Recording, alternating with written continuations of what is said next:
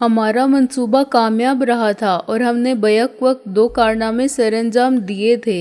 ایک طرف دشمن پر اپنی بھرپور طاقت کا مظاہرہ کرتے ہوئے اسے زبردست نقصان پہنچایا تھا، دوسری طرف انہیں اتنا مجبور اور بے بس کر دیا تھا کہ وہ شہلا اور رابعہ کو گزن نہیں پہنچا سکے تھے۔ دلاور کی یہ شکست انتہائی سبق آموز تھی۔ رابعہ اور شہلا کو اٹھاتے وقت اس کے ذہن میں صرف ہماری کمزوری کا خیال تھا اور اپنی شہزوری کا۔ اس نے فرض کر لیا تھا کہ رابعہ اور شہلا کی وجہ سے ہم کو دست و پابستہ اس کی خدمت میں حاضر ہونا پڑے گا اور اس کی ہر شرط کے سامنے سر تسلیم خم کرنا پڑے گا، مگر ایسا نہیں ہوا۔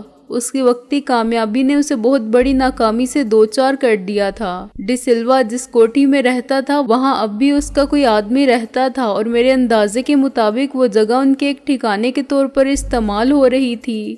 وہاں رہنے والے بھی اگر مارے گئے تھے تو مجھے ان کی موت کا ملال نہیں تھا، لیکن وہ اڈا بہرحال تباہ ہو گیا تھا۔ خود کو فرعون سمجھنے والے ایس پی کی کوٹھی کو بم سے اڑا دینا بھی ایسا کارنامہ تھا جس پر ہم بجا طور پر فخر کر سکتے تھے۔ ہمیں اندازہ تھا کہ جتنا دلاور اس تباہی و بربادی پر دل شکستہ و مشتعل تھا، اتنا ہی سراج بھی غصے سے پاگل ہو رہا تھا۔ اصلی یا نقلی نواب خسرو جمشید کی ذلت بھی ان کے لیے بہت بڑی سزا تھی، اور حشمت خان اگر مارا گیا تھا تو گویا ایک شیطان کم ہو گیا تھا۔ اطمینان کی بات یہ تھی کہ حشمت خان کے گھر سے عورتیں اور بچے نکل گئے تھے اور ایس پی سراج کی ماں کو نکال لیا گیا تھا۔ یہ سب کچھ کرنے کے بعد اپنے مقصد میں کامیاب ہو کے ہم دشمن کے قلعے سے یوں نکل آئے تھے کہ وہ ہماری گرد کو بھی نہ پا سکے تھے۔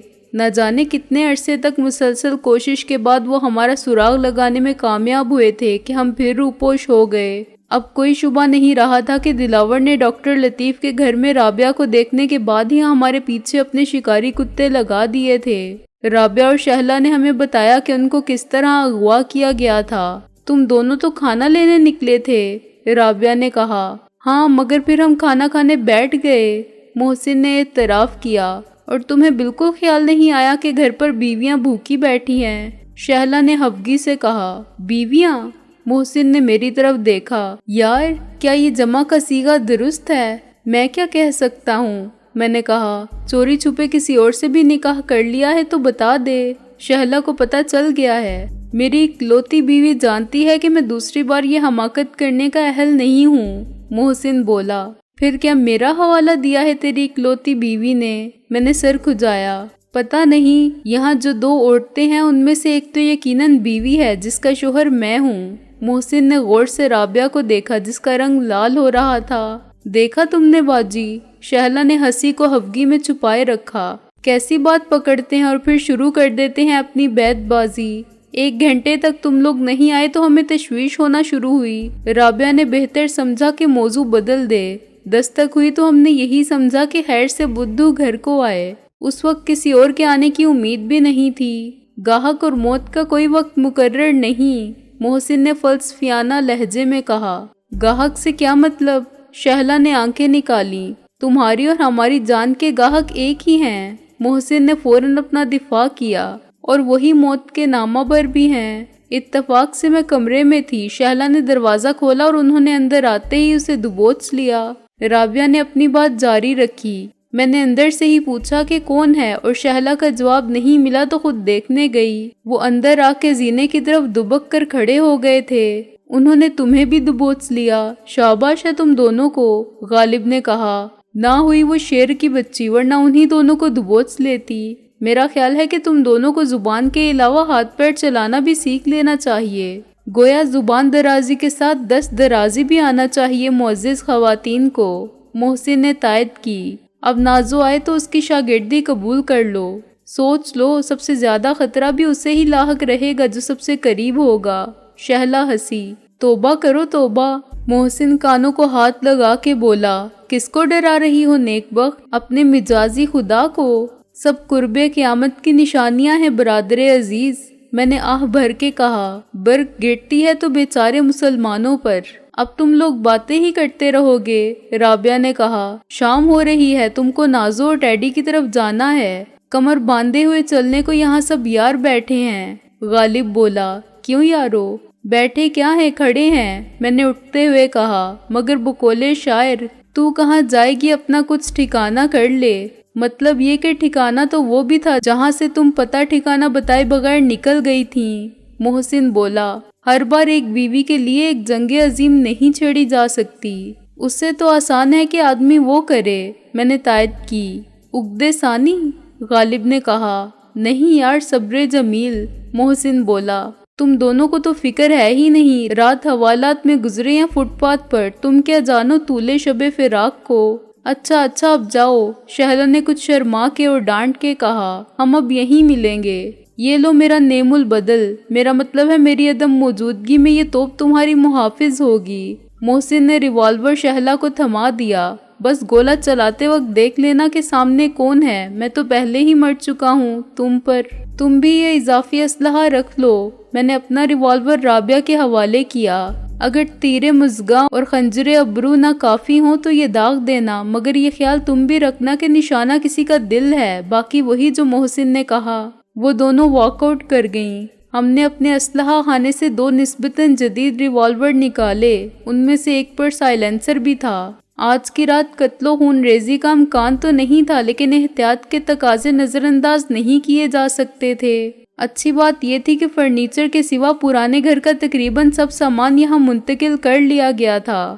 اسلحہ خانے میں جو کچھ تھا دوسروں سے چھینا ہوا تھا اور آج تک ہر مشکل وقت میں ہمارے کام آیا تھا۔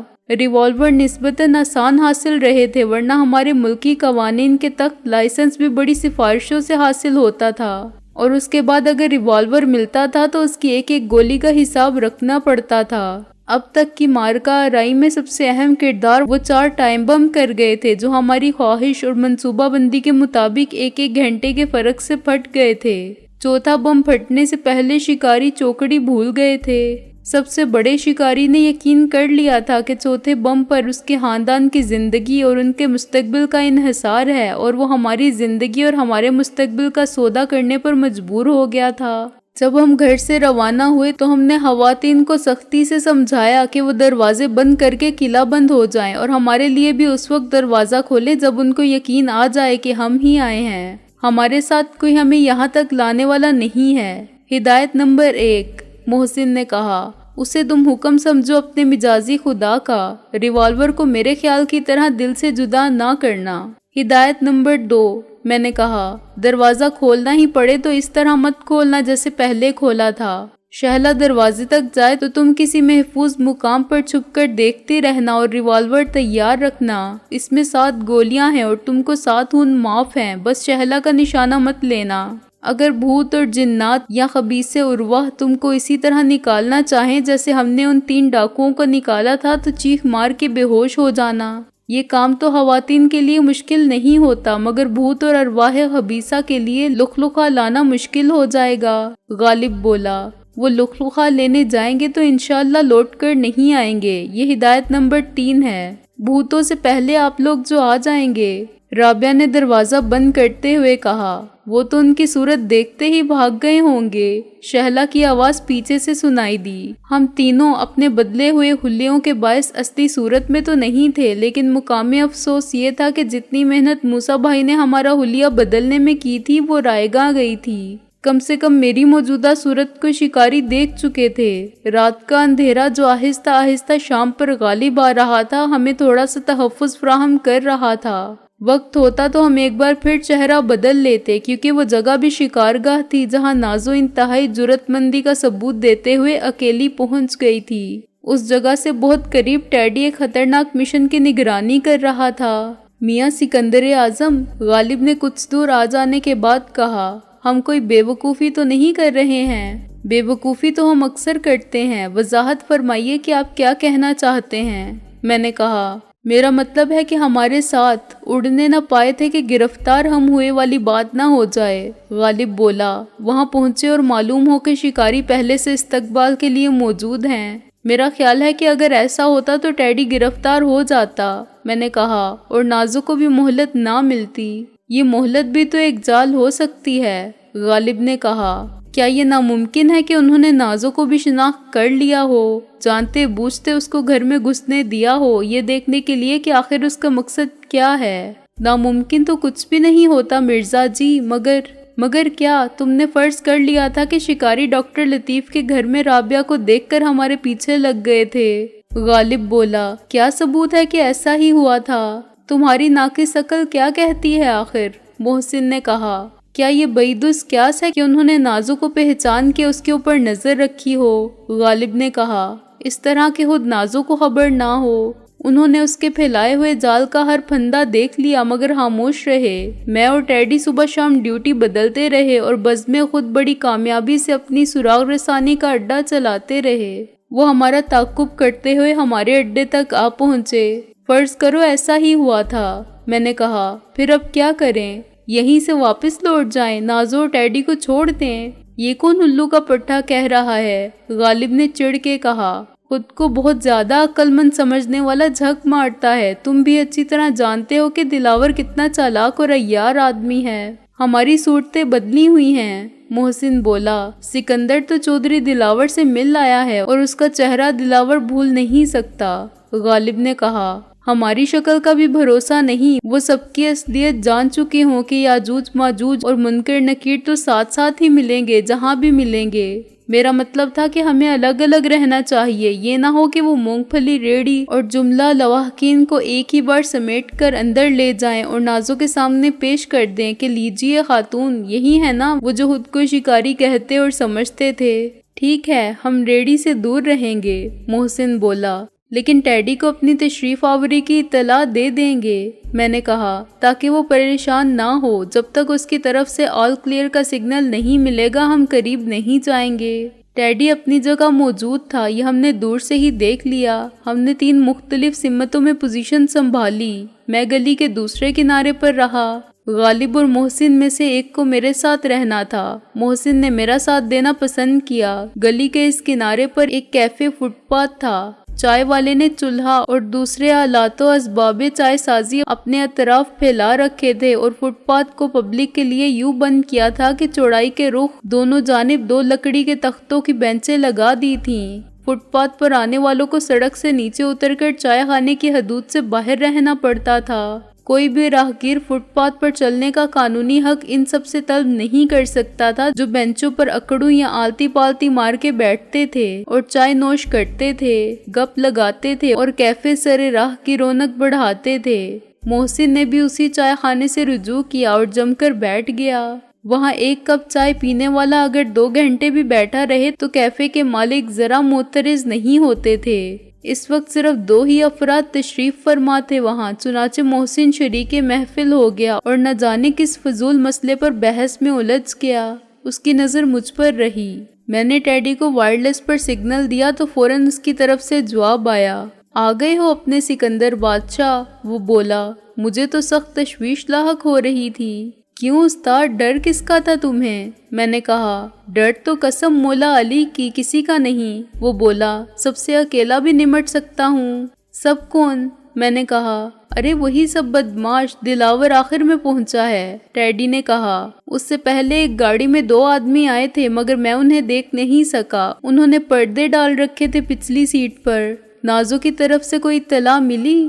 ابھی تک تو کچھ نہیں، ٹیڈی بولا۔ تم بتاؤ شہلا اور رابعہ کی کوئی خبر؟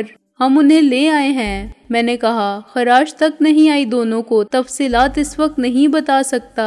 شکر ہے میرے رب کا، ٹیڈی بولا۔ تشویش اسی بات کی تھی کہ سارا دن گزر گیا تھا اور تمہاری طرف سے کوئی خبر نہیں ملی تھی۔ سارے دن میں آدھا خون تو خشک ہو گیا ہوگا میرا، باقی آدھا خشک مت ہونے دینا استاد۔ میں نے کہا، ہم سب تمہاری حفاظت کر رہے ہیں۔ وہ مرزا غالب کا بھتیجا کہاں ہے؟ اس نے چارج نہیں لیا مجھ سے۔ وہ تمہارے بہت قریب کہیں موجود ہے، میں نے کہا۔ میں گلی کے دوسرے کنارے پر تمہارے بہنوئی کے ساتھ مورچہ بند ہوں، ہم سب مسلح ہیں اور اگر ضرورت پڑی تو دونوں طرف سے راستے بند کر دیں گے۔ خدا نہ خواستہ انہوں نے نازو کو اپنے ساتھ لے جانے کی کوشش کی تو پھر کھلی جنگ ہوگی۔ نازو کا آخری پیغام مغرب سے ذرا دیر پہلے ملا تھا، ٹیڈی بولا۔ اس نے کہہ دیا تھا کہ اب وہ دور رہے گی۔ اس نے وہ مقناطیسی مائکروفون صحیح جگہ پر فٹ کر دیا ہے جہاں ان سب کے جمع ہونے کی امید ہے۔ ان کی سب گفتگو براہ راست سنائی دے گی، تم بھی سنو گے۔ تم نے ٹیپ ریکارڈر بھی سیٹ کر لیا ہے نا؟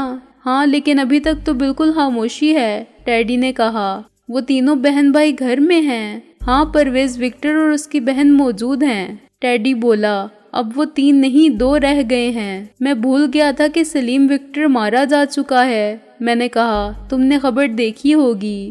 دیکھی تھی، تصویر بھی دیکھی تھی۔ کیا ہسپتال میں وہی ڈاکٹر بنا ہوا تھا اور اسی نے تم پر فائر کیے تھے؟ ٹیڈی بولا۔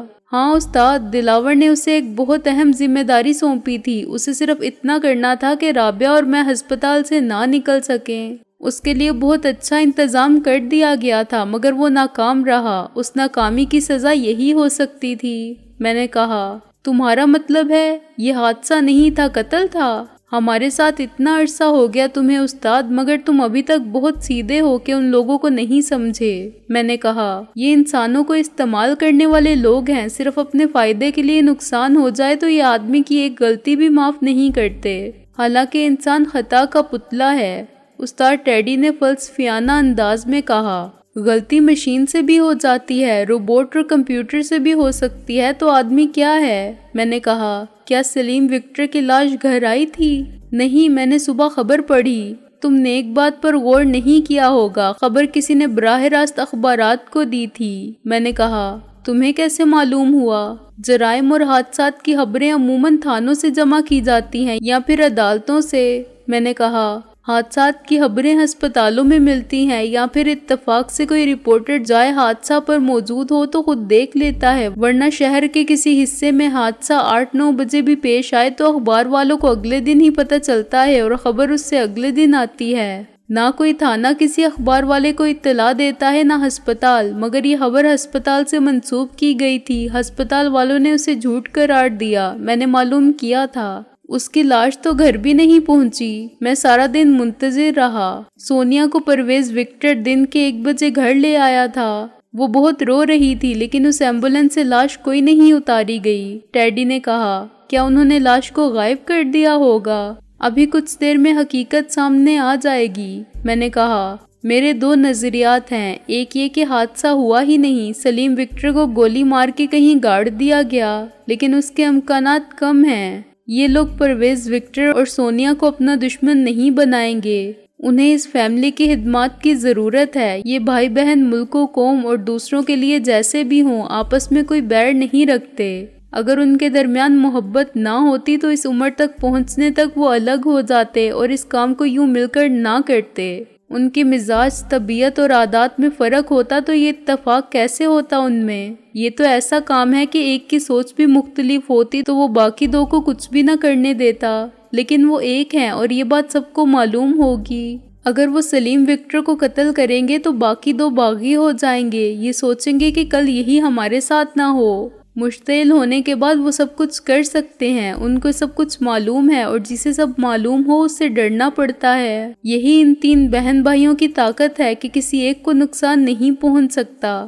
اب یا تو دلاور اینڈ کمپنی سب کو ختم کرے، ورنہ سب کو برداشت کرے۔ سب کو ختم کیا تو کام رک جائے گا۔ یہ پرانے بھروسے کے قابل اور تجربہ کار لوگ ہیں، فوراً ایسے لوگ نہیں مل سکتے جو ان تینوں کی جگہ لے لیں۔ تمہاری باتیں اپنے پلے نہیں پڑی سکندر بادشاہ۔ تم ایک طرف کہتے ہو کہ سلیم وکٹر کو اس کی غلطی کی وجہ سے قتل کر دیا گیا، دوسری طرف اپنے کہنے کی تردید کرتے ہو۔ استاد بولا، سیدھی بات کرو۔ بات ٹیڑھی ہے کیونکہ یہ لوگ ٹیڑھے ہیں۔ میں نے کہا، اور دھوکہ دینے کے ماہر ہیں۔ انہوں نے خبر دے کر ہمیں مطلع کیا ہے کہ سلیم وکٹر کو قتل کر دیا گیا۔ وہ ہسپتال میں بوگس ڈاکٹر بن کے پہنچا تھا۔ ہسپتال والوں کی جان چھوٹ گئی اور وہ بھی مطمئن ہو گئے کہ خسکم جہاں پاک، لیکن حقیقت اس کے برعکس ثابت ہوگی۔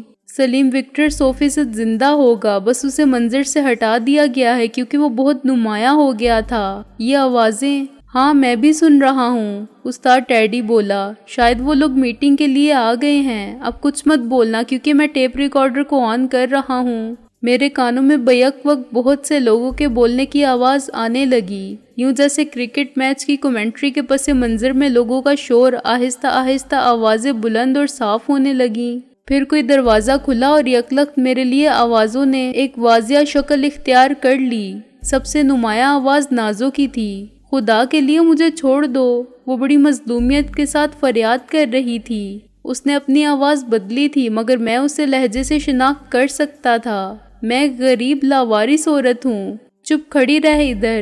یہ آواز دلاور کی تھی۔ کس نے بھیجا تھا یہاں تجھے؟ بول۔ میں تو خود ہی آ گئی تھی جی، نازو نے روتے ہوئے کہا۔ بی بی جی نے رحم کھا کے رکھ لیا مجھے۔ تمانچے کی آواز بالکل صاف سنائی دی۔ خود ہی آ گئی تھی، دلاور نے اس کے الفاظ دہرا کے کہا۔ بکواس کرتی ہے الو کی پٹھی۔ نازو نے سخت واویلا کیا۔ ہائے ہائے میں مر گئی، ارے ظالمو، غریب بڑھیا پر ہاتھ اٹھاتے ہو، ارے کوئی تمہارے جیسا جوان بیٹا ہوتا میرا تو تم سے نمٹ لیتا، گالیاں دیتے ہو مجھے، اللہ کے عذاب سے ڈرو۔ اداکارہ اچھی ہے بڑھیا، اس بار خسرو جمشید کی آواز میں نے پہچان لی۔ دیکھ مائی، جھوٹ نہیں چلے گا، دلاور نے بدلے ہوئے الفاظ میں کچھ نرمی سے کہا۔ تو نہیں جانتی ہم کون ہیں؟ کیا ضرورت ہے مجھے جاننے کی؟ نازو نے دھاڑے مار مار کے رونا شروع کیا۔ میں تو اس گھر کی نوکرانی ہوں، گھر سمجھ کے رہتی تھی اس گھر کو بھی، تم کہاں سے آ گئے؟ خدا غارت کرے تمہیں۔ بس میں جا رہی ہوں جی، عزت سے ملازمت کی روٹی ملتی تھی، کسی نے کبھی کچھ نہیں کہا مجھ سے۔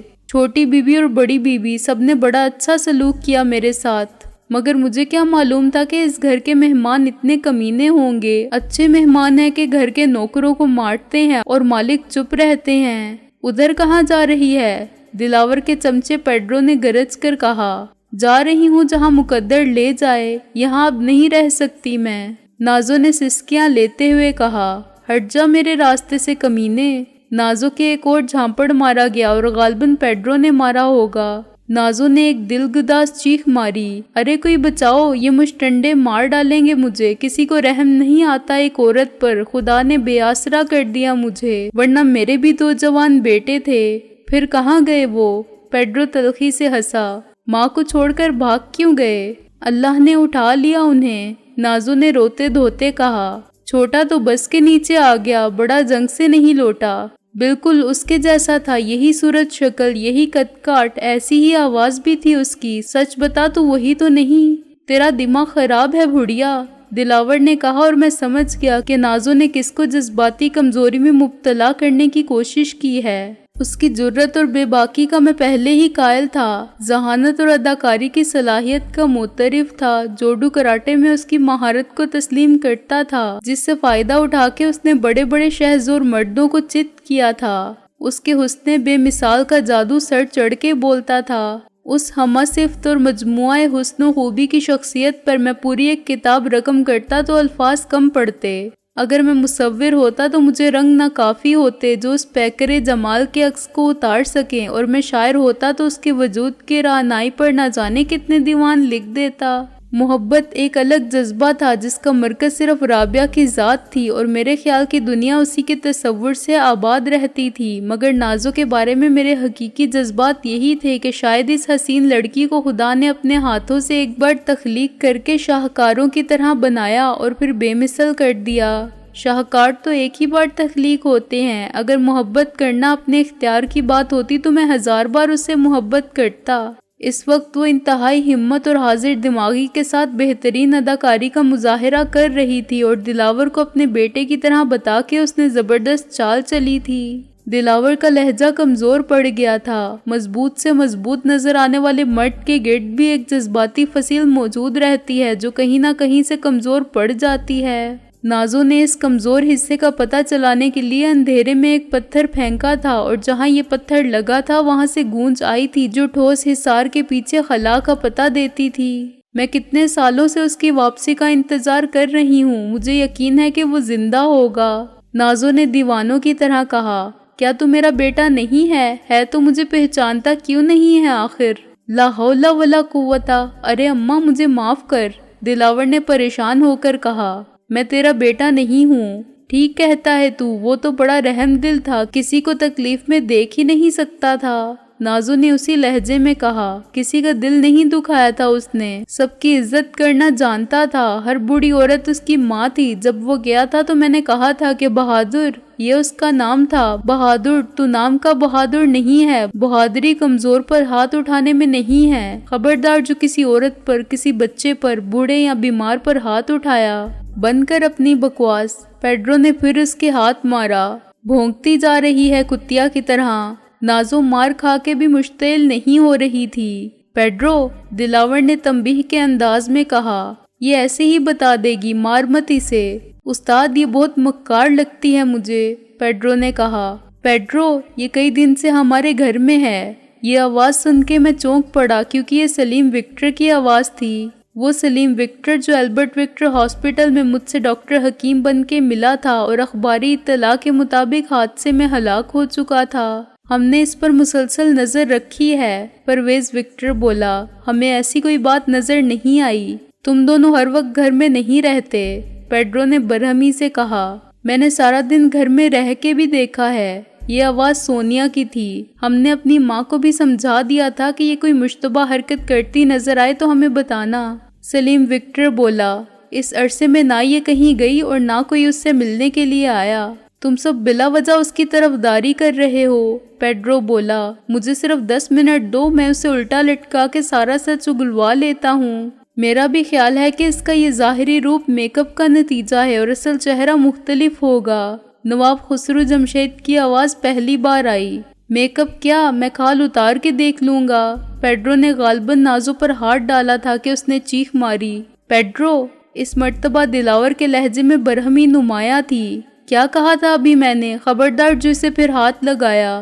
میں یہ سب کچھ ایک ریڈیو ڈرامے کی طرح سن رہا تھا جس میں مرکزی کردار ادا کرنے والوں کے ڈائلاگ مکمل اور واضح صوتی اثرات کے ساتھ سنائی دیتے تھے۔ میں اس جگہ سے زیادہ دور بھی نہیں تھا جہاں حقیقی زندگی کا یہ پرخطر ڈرامہ کھیلا جا رہا تھا، لیکن چشم تصور سے میں خود کو اسی جگہ محسوس کر سکتا تھا۔ سارے کردار میرے دیکھے بھالے تھے اور میں ان کی صورت کے ہر تاثر کو اور ان کی تمام حرکات و سکنات کو بھی دیکھ سکتا تھا۔ یہ ایک بالکل غیر متوقع صورتحال تھی۔ ہم میں سے کسی نے یہ نہیں سوچا تھا کہ اس وقت جب نازو کی پوزیشن وکٹر فیملی کے گھر میں محفوظ ہو چکی ہے، اس کے خلاف نئے سرے سے انکوائری شروع ہو جائے گی، لیکن ایسا ہونا عین ممکن تھا۔ نازو کو اس گھر کے اندر جگہ دلوانے میں تینوں بہن بھائیوں سے زیادہ ان کی بوڑھی ماں کی خواہش اور ضرورت کا دخل تھا۔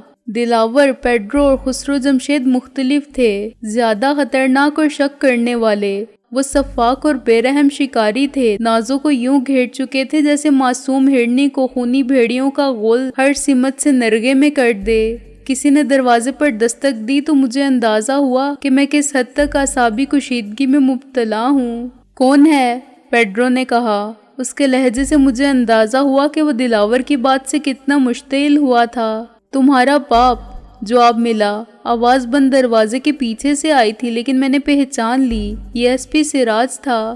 دروازہ نہ جانے کس نے کھولا۔ میں نے تم سے پہلے بھی کہا ہے کہ میرے باپ کی بات نہ کیا کرو، پیڈرو نے سخت برہمی سے کہا۔ آئندہ تم بھی اس لہجے میں بات کرنے کی بھول مت کرنا، ایس پی سراج نے خطرناک آواز بنا کے کہا۔ گلا چھوڑو میرا، پیڈرو کی گھٹی گھٹی آواز آئی۔ سراج یہ کیا کر رہے ہو تم؟ دلاور نے کہا۔ چھوڑو اسے، اس 2 ٹکے کے بدماش کو سمجھا دو کہ یہ اپنی اوقات نہ بھولے اور یہ نہ بھولے کہ میں ایس پی ہوں، سراج نے کہا۔ اگر کسی نے بھی اس کا باپ کہلانا قبول نہیں کیا تو یہ میرا قصور نہیں ہے، لیکن تمہیں بھی وہ بات نہیں کرنا چاہیے جو میں برداشت نہیں کر سکتا، پیڈرو نے پھنکارتے ہوئے کہا۔ کانے کو کانا کہو تو وہ بھی برداشت نہیں کرتا، جس کی دونوں آنکھیں ٹھیک ہوں وہ نوٹس ہی نہیں لیتا، سراج بولا۔ یہ تمہاری ایک آنکھ کا قصور ہے، میرا نہیں۔ بہت ہو گئی سراج، دلاور نے غرا کے کہا۔ تم نے آتے ہی فساد پھیلا دیا، یہاں تم ایس پی نہیں ہو، یہ بات بھی سمجھو کہ تم بھی ہم میں سے ایک ہو۔